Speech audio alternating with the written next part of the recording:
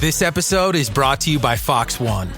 Watch all 104 matches of the FIFA World Cup live in 4K for just $19.99 a month with 3 days free. Build your own multi-view, choose up to 3 streams, and follow player spotlights. Stay on top of every moment with live stats, highlights, and instant replays. The FIFA World Cup, streaming live on Fox One. Offers are subject to change. See fox.com for complete terms and conditions. Listen, all you New Yorkers. Excuse me, taxi. Okay, we're looking around. This is the 77 WABC minicast. Dave Scott, lost in space, the other side of midnight. Danger, Baltus Sterling, danger. Dave, on your website, spacedoutradio.com/shop, what is the most popular item? Well, outside of the T-shirt that has your beautiful face on it, Yes. it would be the boxer shorts with my face on it. Is your face on the front or back? On the front. And who made that decision? I actually had a good friend of mine, Ben in Texas, who made those up, and when he helped me build the store, he didn't tell me until the last minute. I just left them up there because they're hilarious. Oh, it's a brilliant item. Excellent work. Very proud of you. You can hear every Dave Scott show on YouTube. He has a channel, Spaced Out Radio channel. You can hear every show he's ever done. Now, Dave, I'm a little disappointed in this week. I thought this week we would see something from the United States government that would get us vaguely excited. Didn't you? Well, we did get a little bit of excitement out of Washington, D.C., so let's turn that frown upside down with your UFO stories. And there was this big disclosure forum that was put on in Washington, D.C. All of the UFO bigwigs were there, from scientists like Avi Loeb of Harvard, Stanford University's Gary Nolan, Mike Gold representing NASA. We had Chris Mellon, the former Deputy Secretary of Defense and Intelligence there. Kirsten Gillibrand was there. Andre Carson and Tim Burchett, Anna Polina Luna, my favorite and yours, was there. And they were all speaking about a lot of different topics on UFOs and unidentified anomalous phenomena, otherwise known as UAP. Now, there was a lot going on, but there was a lot of key interesting points. Number one, Congresswoman Luna came out and said that they are very close working with people in Washington and around the White House about securing amnesty for UFO whistleblowers. Now, this is an update because they had been talking about getting these people to be able to be safe and without any sort of retribution in case of employment or in case of charges of treason or anything like that for speaking up about what they have seen about UFOs. She said that many people who have been eyewitnesses to these encounters, especially military or intelligence agents who have had this happen, basically said they will not come forward to speak what they saw because there is no protection and they do not want to lose their jobs. So I found that very, very interesting that it's getting close. The other point that I found very, very close, and you and I have talked about this quite a bit during this segment, and that is the fear-mongering that is going on. And why do I mention that? Well, because former Rear Admiral Tim Gallaudet came out and basically said, we got to get some answers because not only are the skies above America not safe because of these unidentified anomalous phenomena, but now he's saying the oceans aren't safe. The waterways aren't safe. And I'm sitting here hearing this, reading this, and I'm shaking my head, Walter. I'm shaking my head, and I have a beautiful head of hair. I do. What does it mean by not safe? Not safe to drink? What does it mean not safe? The ocean's not safe. Well, apparently these UAPs are everywhere, and they are all around the ocean, buzzing around boats and buzzing into the sky, leaving the waters. And it's apparently not safe for us. So if these UFOs and aliens have been here for hundreds of years, let's say thousands of years, apparently they've been doing this, but according to this now, the waterways are not safe for American people who are on, say, naval ships, cruise lines, going out for a sailing jaunt in California or off of Nantucket. They're just not safe anymore. But here's where it bugs me about this. The one thing that people in the United States are really good when they are lobbying is they are very good, Walter, at creating fear. The reason why? Fear creates budget. And the more budget they can create on this topic, the better it is going to be for them. And I think that was my eye roll moment of it all. Not saying that Tim Gallaudet isn't a brilliant man or doesn't have concerns, but when we start talking about threats, that means more money from your taxpayer dollars into the coffers of the defense funds. But I wonder what kind of threat we could encounter in the ocean that wouldn't have already happened. That if they are living down there and they have bases down there and they could cause everything to be dangerous, I believe that would have happened already. Oh, you and me both. If aliens were a threat in the sky, why have we not had planes falling out of the sky, left, right, and center? We don't. Airline flight is still the safest mode of transportation around. But yet, if you talk to these guys who are trying to get these budgets and money to study this, to try and find some alleged answers, well, that means, that they have to treat this as a threat narrative. And that's what they are doing. First the sky, now the ocean. Did you hear about this person who woke up and an alien was like right next to their bed? It's 2006 in Pensacola, Florida. David Eckhart is asleep in his bedroom. A closed-circuit camera mounted above the bed captures the room bathed in a soft yellow light coming from an open door. Suddenly, the camera picks up something alarming. A short, skinny humanoid figure begins slowly peeking out from behind the open door. David does not stir from his sleep as little by little, the figure creeps further into the doorway, revealing a bizarrely slender leg, seemingly just a few inches in diameter, then an oblong head and eventually its whole body. It resembles otherworldly beings commonly described as greys, and this apparently wasn't the first time David has seen one. David wouldn't be the first to report repeated visits from extraterrestrials. It's very rare that I have found an individual that has only had one experience. Invariably, there were multiple experiences, often dating back to childhood. And yet you've been abducted. Yes.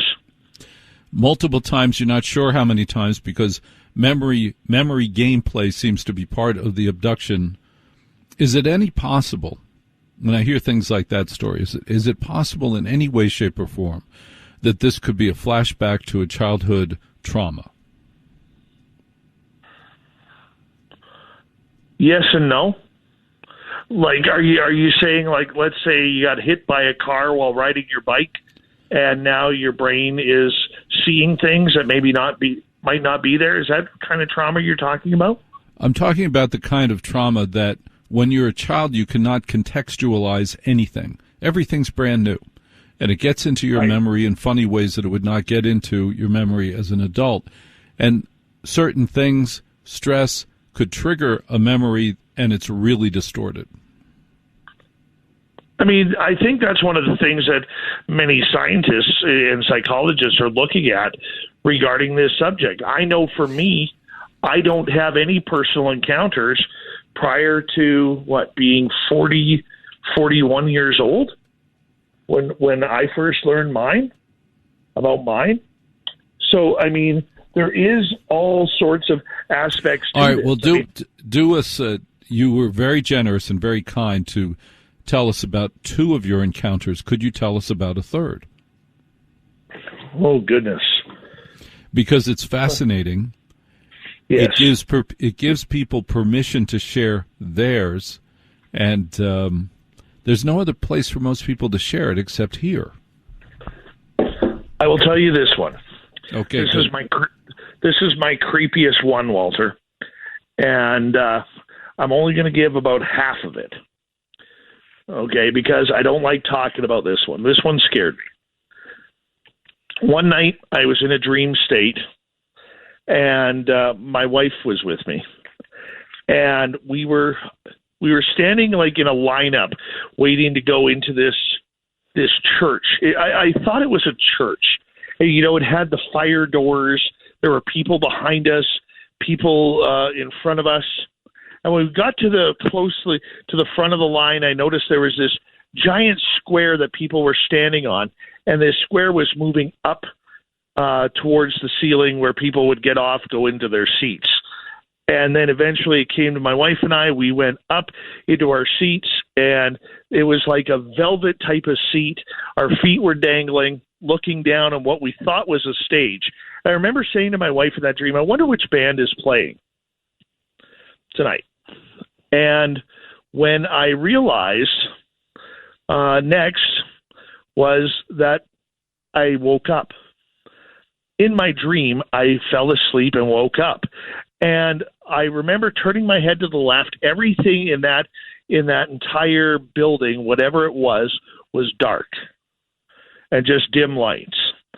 And I picked up my head, turned it to the right, and I saw my wife lying beside me. She was passed out, lying on her stomach as well. And following that, I went in push-up position to push myself up to see what was going on. And something shoved my head back down and locked my head down. And I was struggling and I was screaming and I couldn't figure out what was going on. And the next thing I knew, I blacked out. I don't know how long I was out for. I woke up a little bit later and everything was still dark. I swing my feet over. I'm now sitting up because now I'm ready to fight. It's the old hockey fighter in me. And I look down, and there is an alien gray walking away from me. And I started yelling at him. I said, hey, get back here. You know, what's going on here? Get back here. And he just ignored me and kept walking. But what scared me the most about that little piece of incident wasn't what happened to me. It was that there was a little baby, like a little humanoid baby, that was walking behind him in that, you know how toddlers, when they start to walk, they get that duck walk? This toddler was walking behind the alien. And the diaper, I could still see the diaper. The diaper that baby was wearing was translucent green, kind of like a green glow stick color, with black and translucent red veins running through that diaper. And I tried to call the baby back, and it wouldn't come back. And a lot of people who I've talked to about that said the reason why the child would not come back to me and followed the alien was because that was a hybrid child. What did it look like? Just like an 18-month-old when they're walking. You know how when they walk, yeah, I do. But was there anything that would make you think it was a hybrid child? It was the diaper. Right. The diaper was glowing, and I've never seen a glowing diaper or a child have radioactive diapers before. Exactly. How did the dream end?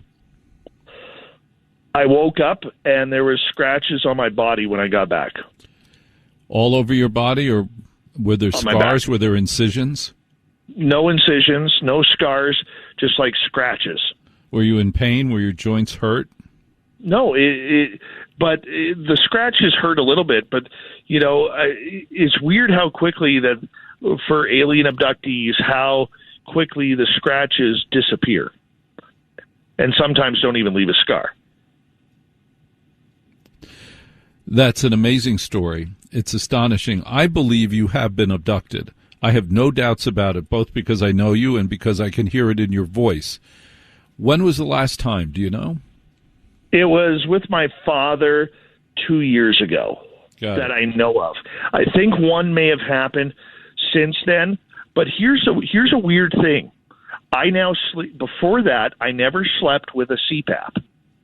I now sleep with a CPAP machine because I got really bad sleep apnea. okay? And one of the things that happens for people who sleep with a CPAP machine on, 2 years ago, I started wearing a CPAP when I go to bed. And, you know, prior to that, I suffer from apparently really bad sleep apnea. So once I started using a CPAP, I stopped remembering my dreams. And I'm somebody who could never remember my dreams, and this is how I knew my ET contact was actually real, because I would remember snippets of it happening. And this was what's really weird. I think I've been taken once, maybe since then, maybe more. I'm not too sure. But most people who sleep with a CPAP, one of the side effects is you no longer remember your dreams. And you no longer remember your dreams? No, I cannot. I have never heard that. I've never heard that before about CPAP. All I've ever heard about CPAP is that it will change my life and you sleep better than you ever did. Are you sleeping better than you ever did?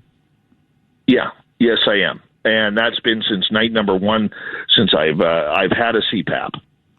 It's made a major improvement. Dave Scott, great friend of the show. Remarkable stories. Grateful to you. Anything else you need to share with us tonight, Mr. Scott? You know what? I would encourage everybody, if you're thinking of a vacation over to the West Coast, my Haunted 108 project, my other company that I have, which is trying to raise money for our local museum, has started haunted sleepovers. So that way you could be a paranormal investigator right through the night. We provide all the gear. We provide all the attention to it. We just had our first booking take place last week, and I'm happy to say we got a 5 out of 5 Google review. I know that's not important in radio land, but if you're looking at a vacation into British Columbia or trying to drive up to Alaska at this time of year, stop by. We'd love to take you on a haunted tour. Dave Scott, Spaced Out Radio, on the other side of midnight with Walter Sterling.